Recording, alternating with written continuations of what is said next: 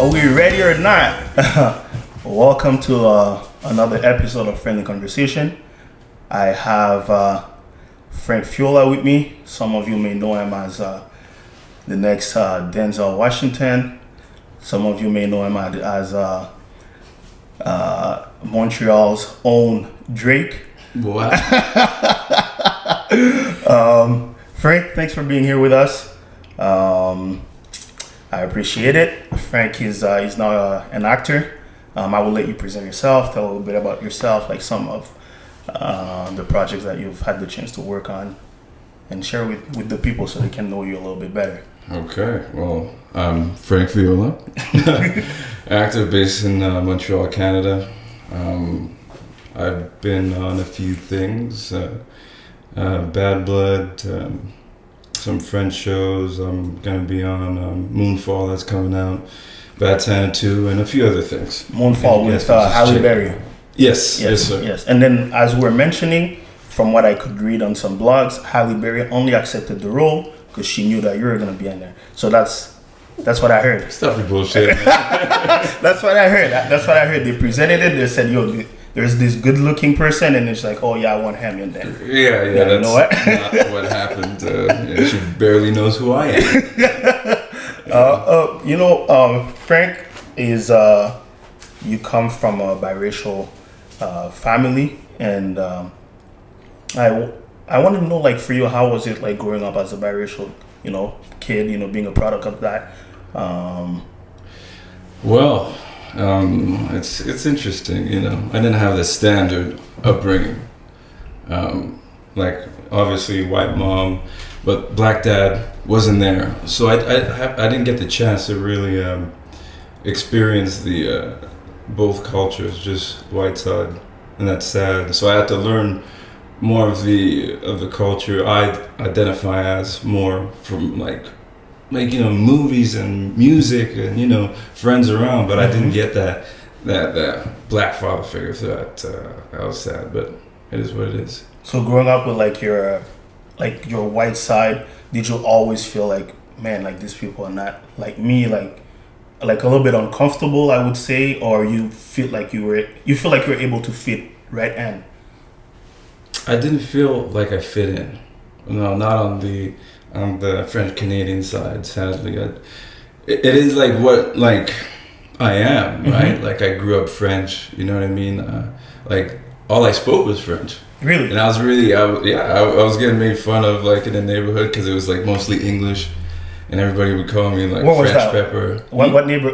Oh yeah. They call you what? French pepper, okay. French fries, French this, French that. And if you're like a sensitive person and you're watching this, I'll be laughing a lot because I can't lie. That was funny. The French pepper was funny. French fries and what's the other one? French pepper. All the good stuff. all the good stuff. Yeah. So what side of Montreal did you grow up in? Point Claire. It's French. That part. That part was French. Was English. So yeah, so I got made fun of a little bit. So I learned English from, I guess, the neighborhood, mm-hmm. and from TV, man. I lived in front of that TV screen. Really? Yeah. Like honestly, the first time I wanted to become an actor was watching Jean-Claude Van Damme and all the because he had a thick accent, you know what I mean, and he still does. Yeah. And I was like, man, he's so cool. He was badass. Kicking everybody's ass, you know what I mean? And I was just like, man, I want to be like him because I can't speak no English and he can't speak a little bit. Mm-hmm. So I wanted to just emulate that. So the first thing I wanted to do was, before basketball, was be an actor. I wanted to do that. Oh, so you always had that? I had that first. Oh, that's I had that in writing somewhere, actually. Wow. And when did you start playing ball? When I started like my brother. My brother brought the desire to be a basketball player, because you want to follow the big brother, see what he's doing and be like, oh man, I want to do that too, So, and then I fell in love with the sport and I just did that. Well, forgot about acting, Wait, your brother, is he same mom, same dad, or different? Same mom, same dad, surprisingly. And he didn't get the chance to do your dad too? Nah, we tried. Okay. But that did not work. Okay. I mean, you know what? You're just a child. There's only so much that you can do, right? Yeah. I mean, Yeah, at a certain point, I had a very interesting upbringing in terms of like a family structure and shit like that. Cause like, you know, my mom tells me, hey, yeah, that's your dad. That's your dad.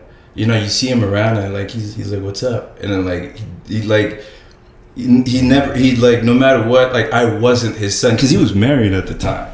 Oh, okay. Yeah, I have a lot of like half brothers and sisters. I don't know, you know.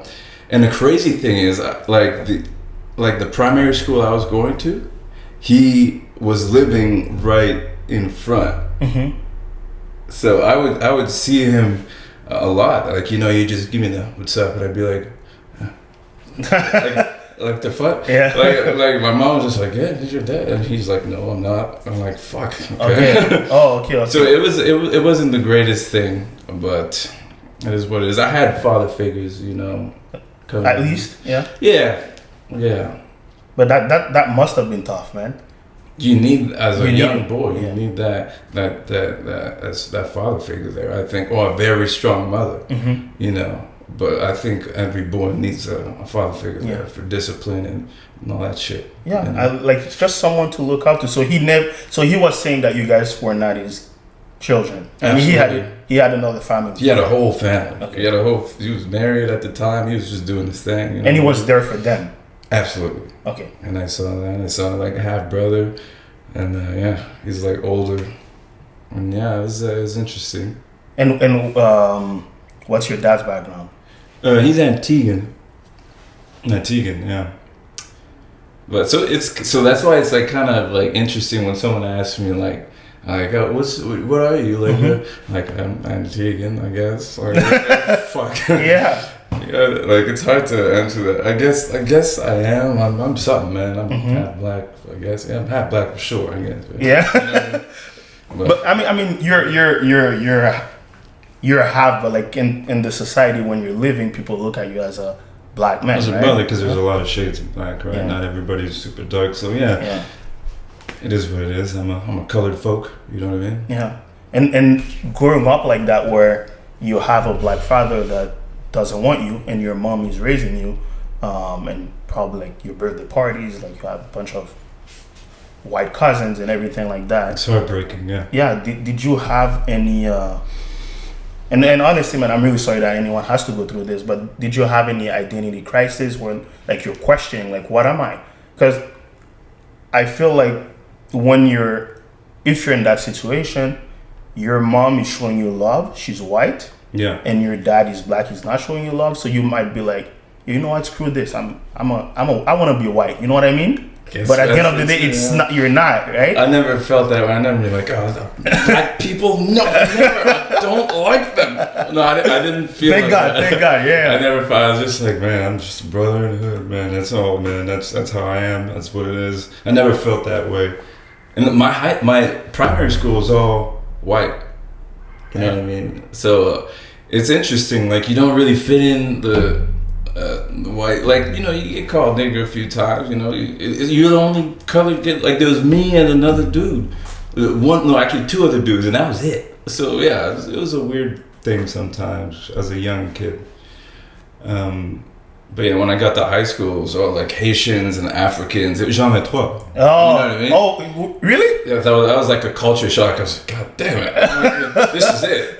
I mean, this is what's going on. Yeah. And then like I went from like the girls not really like feeling me that much. Then you go to high school and they're like, oh, like all the Haitian girls are just like, yeah, and I'm like, wow, this is awesome. You know what I mean? As you guys can see, Frank is a really good-looking dude. So it's hard to imagine. But have you watched the Colin Kaepernick Black and White? It's on Netflix. I didn't watch it yet. No. It's lit because the way you're saying it, like you didn't really fit in, and then when you go with the black people, and then you're like, yo, that's where I belong.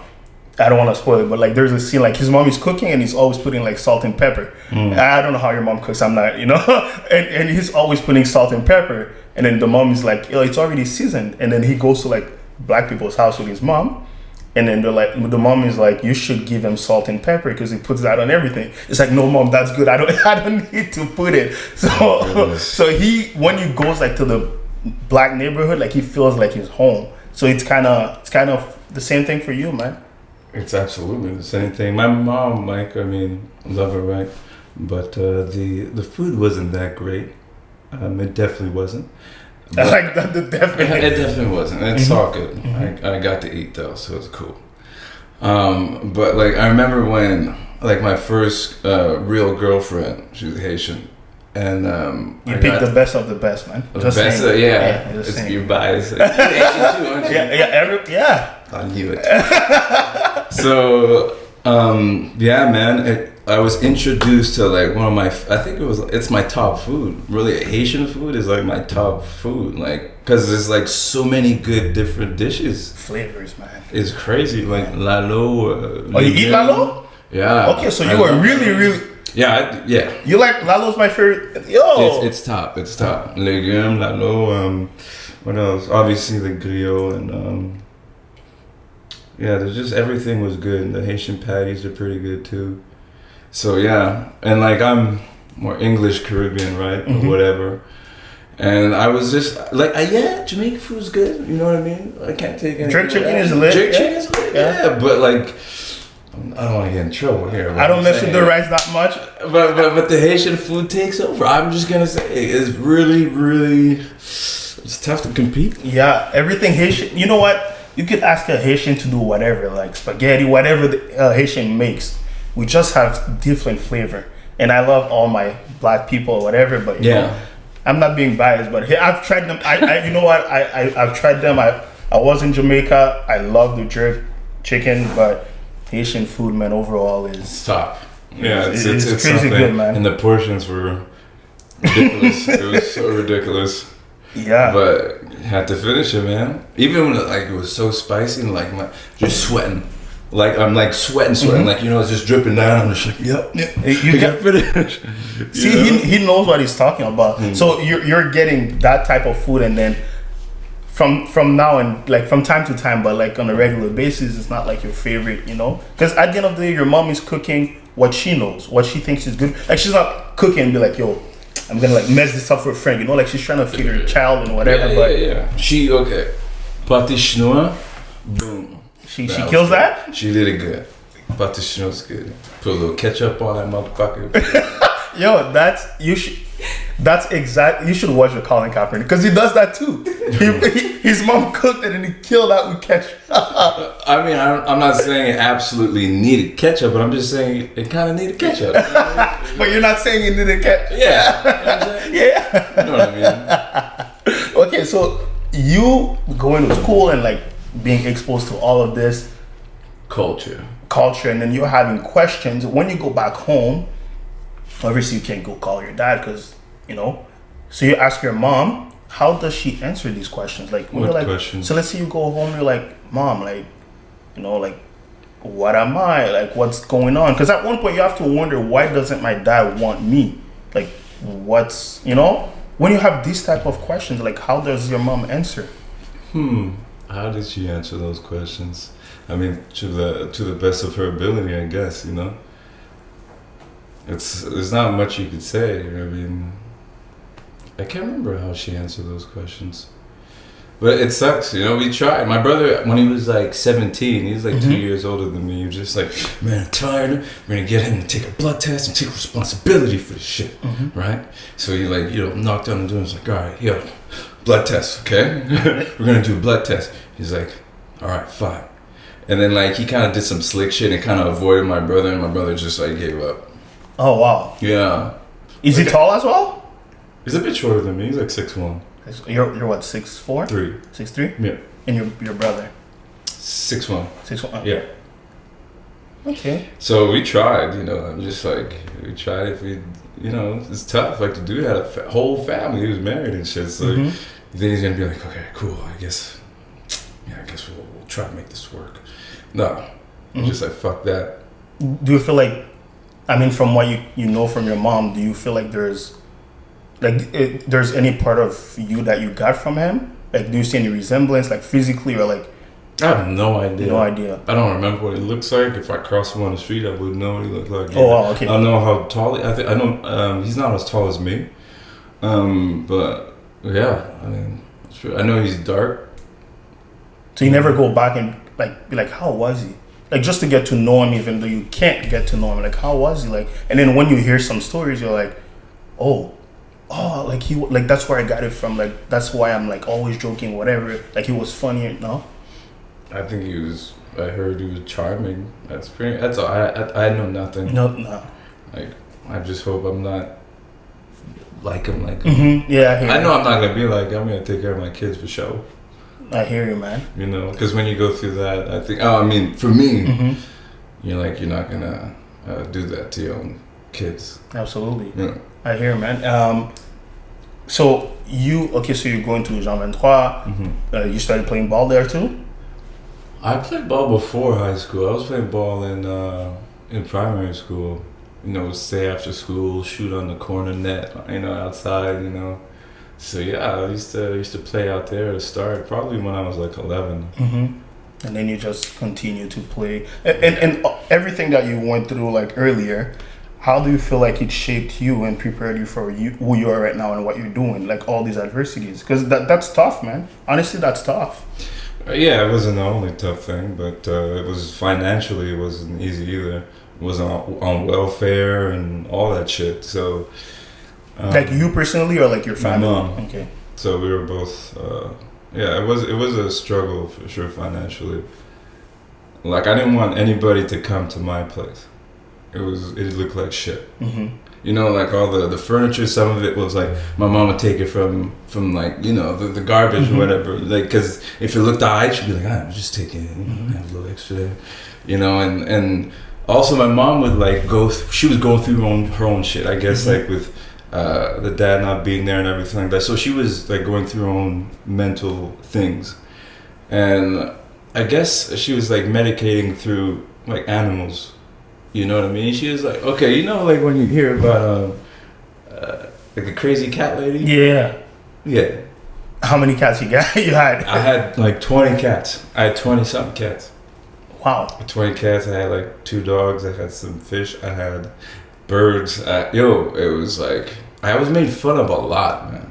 Like as a kid, man, fuck. It was I was like embarrassing a lot. And how did you fight back, or like you just shut your mouth and just went along with it? Fight back, like fight people? No, like if they're talking, let's say, like in Haiti, when you, like the lighter skinned people, they get teased a lot, right? They get teased a lot in Haiti. So like they'll call you white, they'll be like your skin is like inside out. Like Haitians, like growing up in Haiti, like people are ruthless, right? Did you grow up in Haiti? Yeah. I mean, I moved here when I was 10, but Okay. I started to the in west. To Canada. But you came to West Island. I came straight to the West Island. Okay. Yeah. So I was born in Haiti, and when I came here, I felt like people were so immature because you're exposed to so much in Haiti at a young age. Yeah. That when I came here, I'm like, what's this? Like these people are kids. Like they're your age. I'm like, no, you know, like I'm used to like hanging out with like the older people. Mm-hmm. So, but in Haiti, like this lighter skinned people, they're extremely strong because they had to go through so much when they were younger that, you know, like they know how to fight back. You tell them something like, oh, your skin is too light or whatever, and they got something for you too. And you know, they will come back, and then and Haiti, mostly that's how we made friends. Like, really? You would fight, and then you're like, oh, he's not soft, I'm not soft, and then, you know, let's, you know, become friends. So that's why I'm wondering, like, if when people were talking, we were just like, man, I'm just going home, or like, you'll say that to my face or whatever. Oh, I can't remember, man. I don't know. I can't remember how. I guess I would talk back. I guess I'd be like, fuck you. Motherfucker, fuck you, man. I like the face too. Fuck you, man. But no, I don't know. I don't know how I dealt with it, but it does have a strain on your.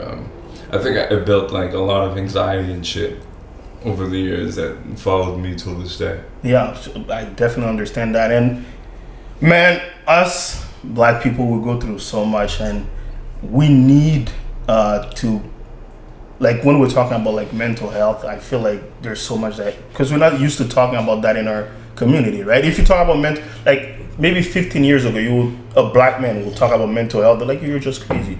But if Yeah. you see what you go through, you're a child. Your dad is not here. Like, it's not like you never met him. He's saying you're not mine.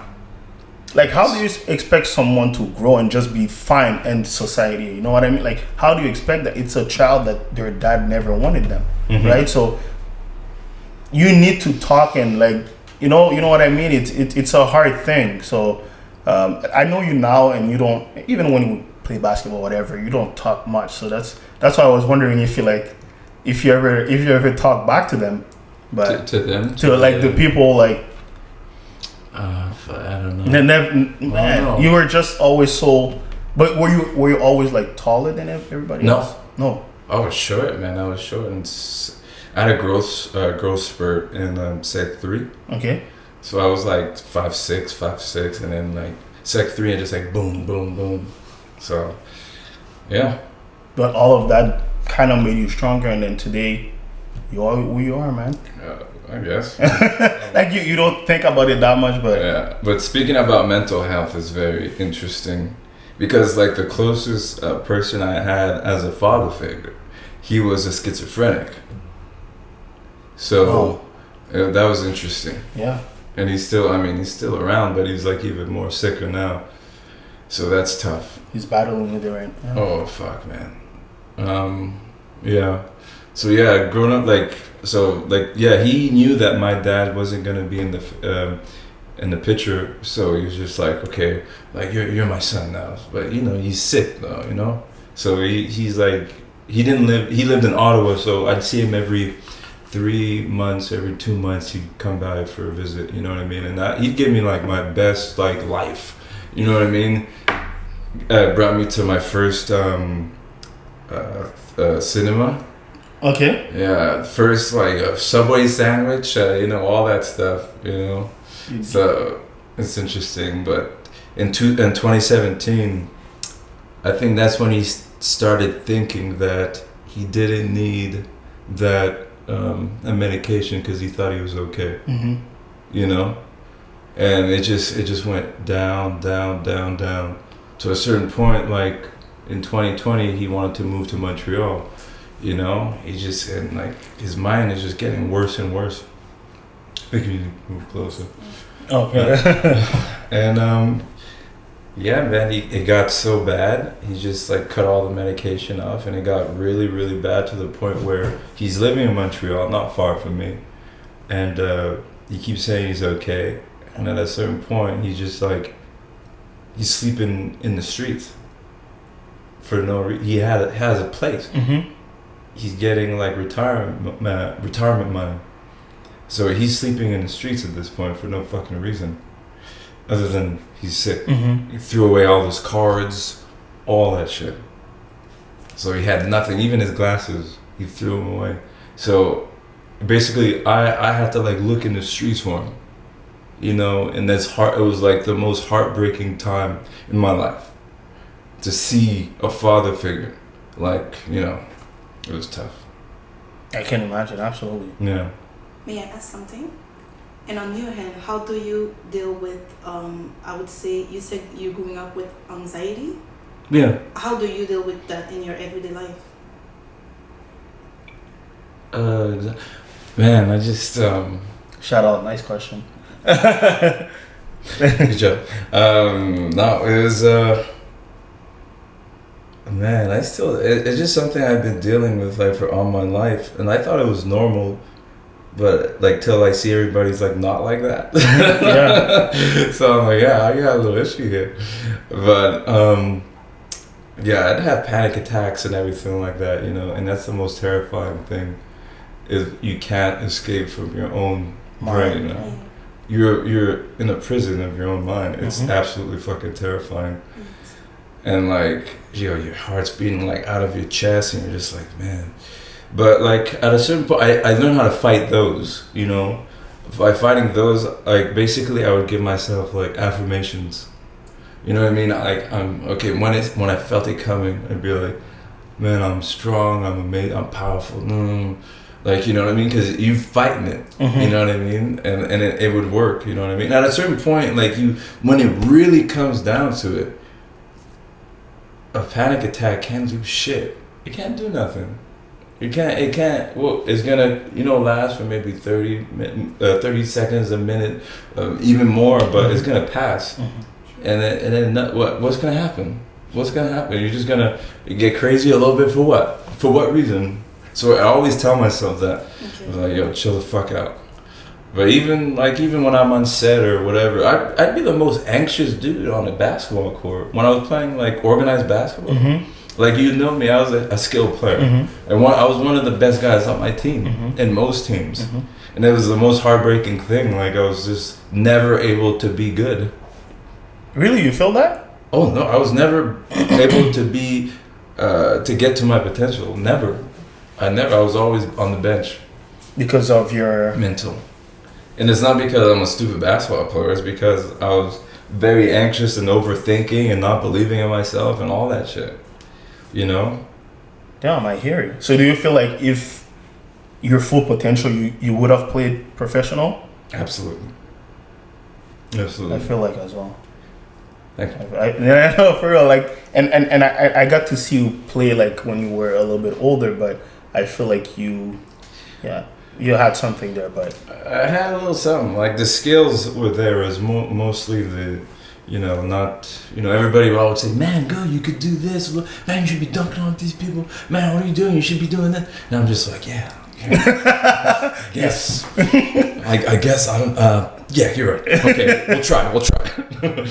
But when it comes down to it, and you have to, you know what? It's the greatest war is in your mind. Yeah, yourself, it's against yourself. It's your mind for everything. Man. So I know you're saying like you have an affirmation and you're trying to like stay positive and everything, but when you need the help, man, you just have to get it. Because at one point like that, those 30 seconds to a minute that you have that panic attack is when you can make the dumb. Let's say you have a panic attack and you're like, man, I want to end this, and then you just run up the. It takes you 5 seconds to run up the. You know what I mean? So, I never heard of something like that. That's pretty heavy. It just takes 5 seconds to make a bad decision. A rash decision. You know what I mean? So 30 seconds is a lot, man. I always tell people this. If you feel like try fighting someone for 30 seconds. You'll see if it's 30 seconds is a lot. You know what I mean? So especially fighting your you fight your own mind for that long. It's hard, man. And it's a good thing you've been able to like do it on your own. But if you're able to get help and find, I wouldn't say go get pills, but like if you can, because we all go through stuff. We all have things in our mind, whether we say it or not. But you're a strong man for sharing it. You know what I mean? Like people will be watching this and be like, "Oh, I never knew this about him. Like he looks like this. Like so well put together." Yeah, people think I'm you're just Hulk and you have no emotions. But at the end of the day, you're a human being. I'm sensitive. Yeah, you're a human like being. Everybody else. Yeah, man. You heard that, guys? Montreal's Drake is sensitive too. I like that. And you know what? Let me. So you playing basketball and feeling like you didn't like play to your full potential. When did you decide? I remember that childhood dream that I had. Let me go back and try to become an actor. Man, oh man, when it happened, I remember my last year at Concordia. I trained hard that year.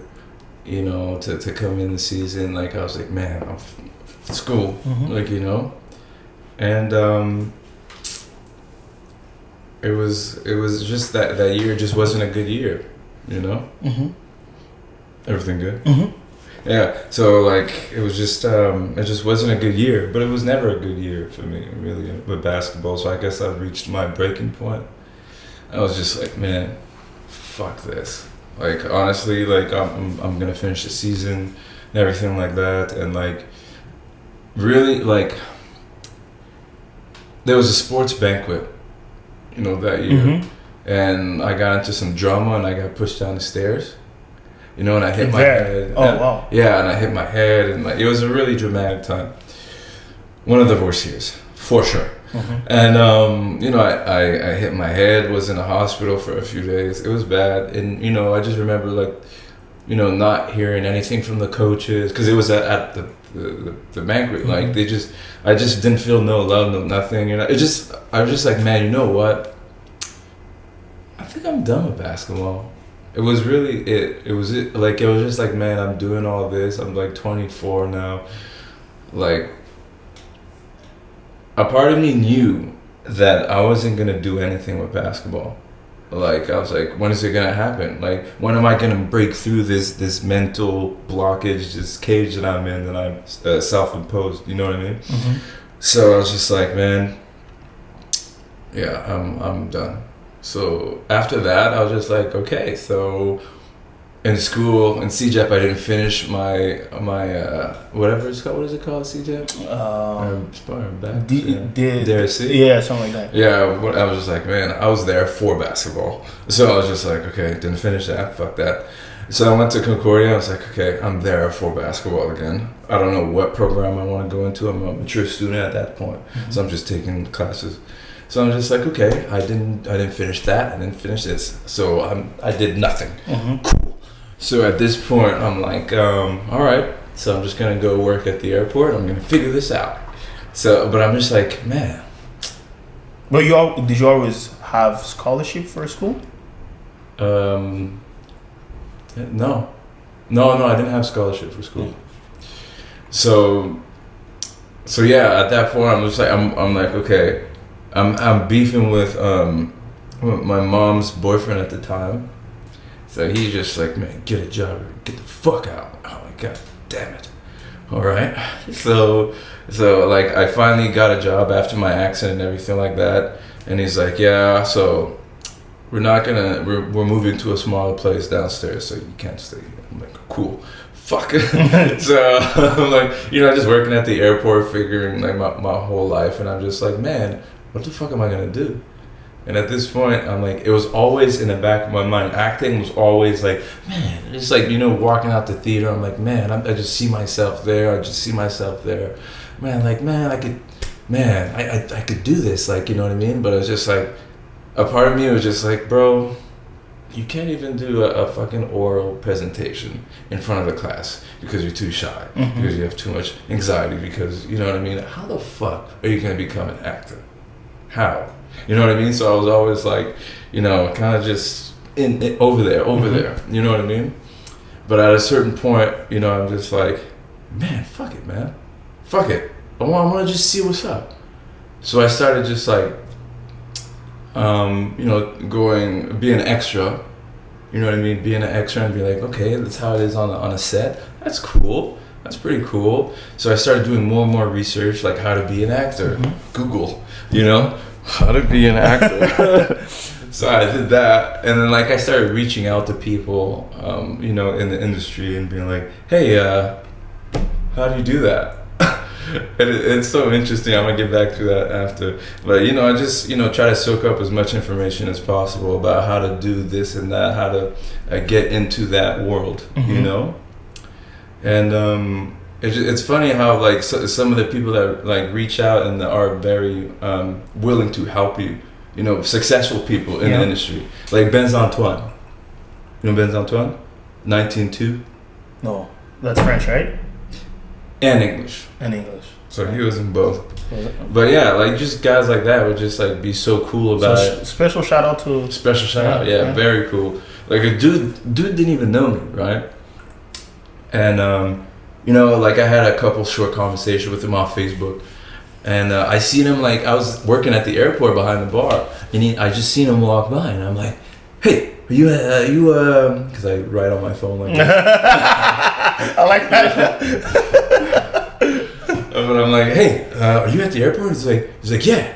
Where are you? I'm like, I'm at gate 5 right here. He's like, all right, I'm coming. I'm like, what? So we had like this full, like, he didn't even know me, right? So we had this full like long conversation. He's like, yeah, man, and he was such a cool dude. I always remember that, because obviously I would reach out to some people and just be like, who the fuck is this guy? Yeah, absolutely. Who the fuck is this guy? Leave me alone. But yeah, so I started like doing that, and one thing led to another, and now I'm doing a few things. Man, that's lit. So I like the step by step. and everything. Like, What more do you want to know? I said everything.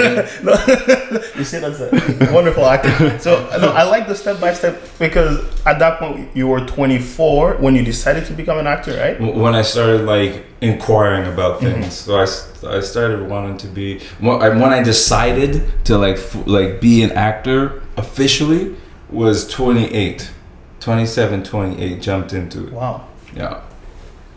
Right. Yeah. That's. Like 2015 was that year. Was That's like I got my first agent, started like auditioning and doing all that, and 20. So, that's really good because, like, it didn't take you that long to like starting getting some gigs because. End of 2015, early 2016, I would see you on TV, and I would sit like after I'd be like, "Yo, Frank, that's when I started. Yeah. So before that, I was just like an extra. You know what I mean? I kind of just jumped into this shit, to be honest. Man. So I was just like, man, I didn't like do any real courses, no real program. But I probably will take some classes soon, you know, because everybody should. Yeah, if you're an actor. You've made it so far without it. But wait, what was your first role? Like as an actor, not extra. My first role as an actor was on a TV movie called Crossfire. It was a TV movie, yeah. That was the first role. It was like 1-2 lines. Thank you. and how was your first audition? My first audition, bro. It took a long because like I'm still like I was still nervous, and you know what I mean. I'm just like the camera's on you, and then like there's a guy there, there's someone else like the reader, like so you're just like I'm shaking, bro, shaking, pop, pop, pop, pop. That heart was racing. So I'm not even acting at this point. I'm just saying lines. I'm just saying the line. That's all I'm doing. Yeah. And then people, and then so yeah, I had to get through those nerves, but it takes time. Yeah. It took a long time because I'm anxious in general, so I had to get through that. You know what? I feel like even with someone with that doesn't deal with anxiety, you go in a room with like 3 people watching you. And like they're just staring at you and making sure, like you gonna feel the stress. Yeah. You gonna feel the stress, man. Yeah, they're just like go, and they just look and at you. And then you're just. Are you ready? Go. You know what I mean? And then there's multiple people waiting to just. Yeah. So it was a little stressful, but and especially when you're doing the lines like while like you're actual filming, like then there's like a big crew, there's like 40, 50 people working, and then like everybody's doing the lights, the cameras, and you're just like waiting for you to say your line. It's like just waiting. It is stressful, but I have to really punch myself in the face. Well, punch my anxiety, you know what I mean? Because that like voice is just like, oh my god, they're about to film. Like, what are you gonna do, man? Man, those lines aren't gonna come out. They're not gonna come out. You're too nervous, man. You're about to fuck up, man. Look, everybody's looking at you, man. Like, so there's like a million voices. I'm just like, I don't give a fuck. So that's all. Like, all I have to do is just like, I don't give a fuck. I'm gonna fuck up as much as I want to. Yeah. And that's it. That's lit. Because if you don't want to live with the regret of what if, like, I wish I would have done it, right? So sometimes you just gotta, man. It's nice that you're able to. I've seen you on multiple shows, like either French or English. You're actually on, I think, Art of something. More. Oh yeah, Art of More. You had some really good actors there, as we mentioned, Moonfall, Halle Berry in there. So you're working your way up there. Where do you see yourself in the next 5 years? Yeah, bro. I don't know. It's a good question. I'm in a different place in my life now, whereas I have to really focus on the work more. I have to focus on like just being more like I just came to the point where I know I have to focus on the craft more and just be more productive. Like, I still have the same headshots as like when I first started. I'm lucky I kind of look the same, but like there's so many things I have to like focus on and get ahead in this industry, because I don't feel I've been putting enough work. You know what I mean? Compared to other actors. So I feel like I really have to pick that up. So in 5 years, I hope I win an award or something. Wonderful. Or be a lead in like, in major production or whatever, I mean, who knows what can happen? But laws of attraction, I feel like I could. And it's one step at a time, man. One day at a time, 1 second at a time. Everything you're doing. So you want to improve, just improve on the one thing and just do like a minute more than you did yesterday, and then just keep on improving. It's a building thing. Yeah. So don't try to jump on it and be like, damn, I can't do this, because I'm proud of you, and a lot of people are, man. You're doing a good job. You should be proud of yourself. Like, go look at yourself in the mirror and be like, yo, I'm proud of myself. And if you feel like in basketball you were not able to like play to your full capacity, but with this one, be like, man, the mentality is, when I get a kid, what do I want them to remember me as? You know, do you want them like I remember Jim Carrey was saying his dad was really funny. Yeah, like his dad could have. I don't know if you've seen it. He's like his dad could have been a comedian, but he chose to become an accountant. Yeah, and then 12 years into it, he got fired. And you know, him seeing that is like, I don't ever want to have to deal with this. So you want your kids to be like, damn, my dad, like, he followed his dreams. He was good at ball, that didn't work out, and he was able to do this, and this is the legacy that I'm leaving. But if we just stay and not improve, at the end of the day, man, you're not leaving anything for your kids to be like, man, that was my dad. You know what I mean? So keep on doing it. I appreciate you for being there. I'm not gonna let you go just yet. I have like some, you know, rapid questions for you. Let me know when you're ready. You are? What? Okay, so it's just, you know, rapid questions, like fireball questions. So I ask him a question, he answers like, I would say with like one sentence, like pretty quickly, nothing to elaborate on. You know what? Let me test your acting skills a little bit. Can you like I hate this. Can you get into a character, or like just give me a line or something that you did? Are you able to on the spot? Because you didn't know. Well, I'm not sure. You didn't know I was gonna ask you this. No. Okay, let's. Let's. I wouldn't know what to give you, to be honest with you. What's your favorite line in a movie? Fuck. What's my favorite line? Do you remember the Denzel one, the King Kong? Oh, I can't be screaming at him. No, I wouldn't. You should whisper it. You should whisper. Hey, yo. So not okay. So there's nothing that you can. Nothing like on the top that I could think of right now. No. Okay. Sorry. It's all good. It's all good. Who's your favorite male and female actor? So let's start with male. Yeah. Denzel Washington. Female. All day. Might be Angela Bassett. I was gonna say it. I felt it. Okay, that's lit. You know, like the first time I did background work, it was on a movie filmed here with. It was called Betty and Coretta. So it was based on you know, the wife and like Malcolm X's wife and you know what I'm talking about. And she was in it, and I was an extra. But my first time as an extra, and I just remember seeing her, and I was like, she was so fucking hot. She was like in her 50s, and she's still happily married. And she's still just letting you know. She is. I'm aware. She's beautiful, man. She's beautiful. Married to a brother, Married to a brother, very talented actor. Very. Yeah, Angela Bassett is. I was just like, wow. But she's like, she works so hard, and she deserves all her flowers. She deserves all the success. You know, she just became one of the highest paid actors. Because of that TV show. Man, it was a long time coming. Long time coming. Yeah, she's amazing. Yeah. And what was your favorite movie growing up? Man, you know what? As a kid, like, you know, coming, it'd have to be Escape from LA. Nobody knows. Nope. And I knew. You know what? It's a wonderful movie. I've seen it multiple times. Yeah. Just can't remember.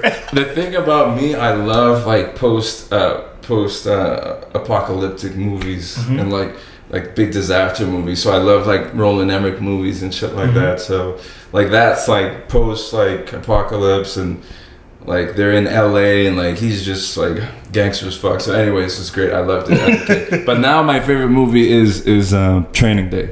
Training Day. For sure. Training is lit. So let's say in the last year or so, I mean, there was COVID, but like in the last couple of years, what's the best movie that you think came out? Shit. Honestly, that came out? Yeah. Okay, because there's a movie I saw and that's one of my favorites, but it's old. It's like 93.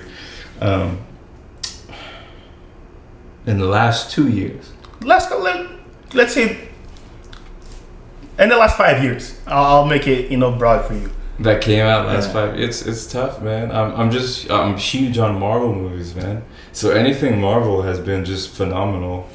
I don't know much about it, but like there's a movie I have in mind. You don't know much about Marvel? Wait, is Captain America Marvel? Yeah. Okay, thank God. I didn't want to say it and sound. I didn't want to say it and sound stupid. Okay, so Civil War.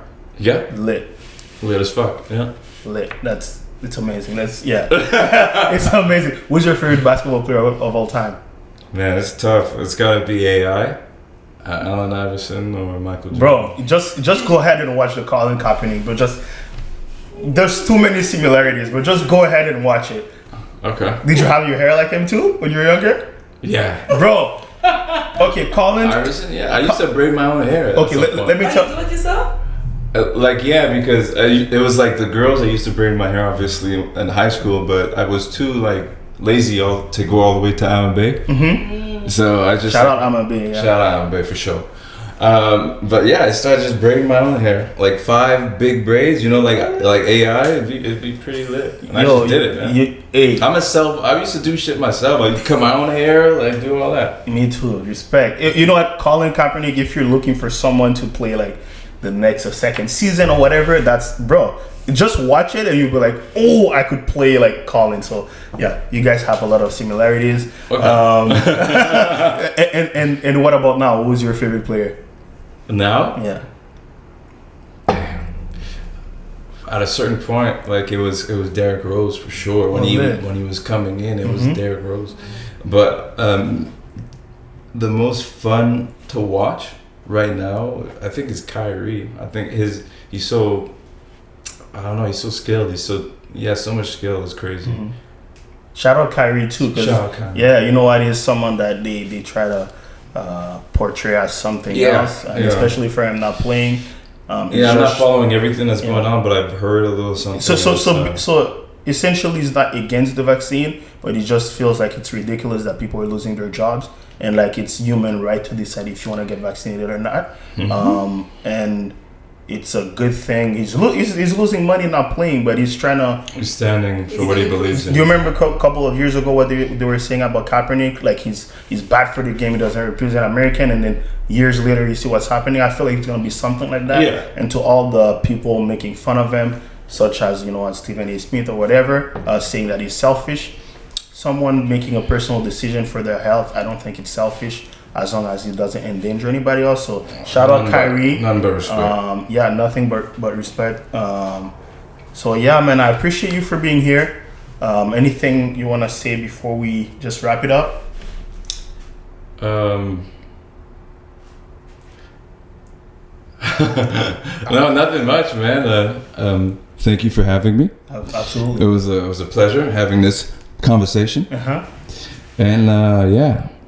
Friendly conversation, absolutely. And Frank, we've been trying to do this for you said yes, it just we're not in the same city. So you said you agreed to this since a year ago, and then today we're able Has it been a year? Yeah, it was right after George Floyd, and then we were kind of talking how do you feel towards that and blah blah blah. So I appreciate you for being here, and make sure you guys follow Frank on social media. Frank Fiola, right? Frank Fiola. Yeah. Take care. Thank you. Thanks for watching. I don't know which camera. All of them. Just all of them.